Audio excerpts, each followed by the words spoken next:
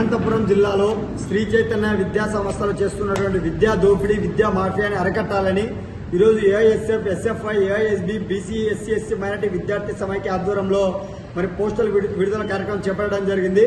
మరి సోమవారం నుంచి ఐక్య విద్యార్థి సంఘాల ఆధ్వర్యంలో జిల్లా వ్యాప్తంగా శ్రీ చైతన్య విద్యా సంస్థలు చేస్తున్నటువంటి దోపిడీకి వ్యతిరేకంగా ఉద్యమాలకు మరి పిలుపునివ్వడం జరుగుతోంది. ప్రధానంగా ఈ జిల్లాలో అనుమతులు లేకుండా శ్రీ చైతన్య విద్యా సంస్థలు నడుపుతున్నటువంటి విద్యా సంస్థలు వెంటనే సీజ్ చేయాలని చెప్పేసి ఏఐఎస్ఎఫ్ గా డిమాండ్ చేస్తున్నాం.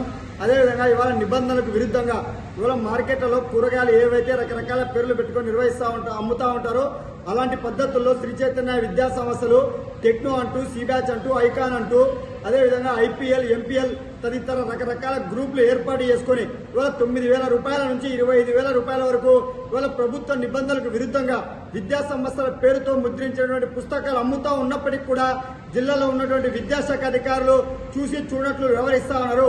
ఇవాళ పుస్తకాల వ్యాపారంతో పాటు యూనిఫామ్స్ అంటూ టై అంటూ షూ అంటూ బెల్ట్ అంటూ కేవలం మా విద్యా సంస్థల్లోనే మీరు కొనుక్కోవాలా, విద్యా సంస్థలో కొనుక్కోకపోతే మీకు రకరకాలుగా ఇబ్బందులు పెడతామన్నటువంటి పద్ధతుల్లో శ్రీ చైతన్య విద్యా సంస్థల యాజమాన్యాలు వ్యవహరిస్తా ఉన్నారు.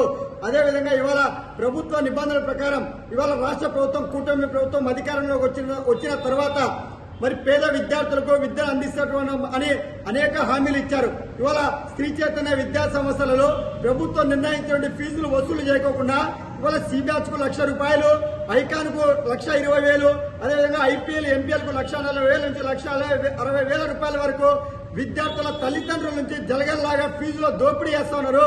జిల్లా విద్యాశాఖ అధికారులు స్పందించాలని చెప్పి ఏఎస్ఎఫ్ గా డిమాండ్ చేస్తా ఉన్నాం.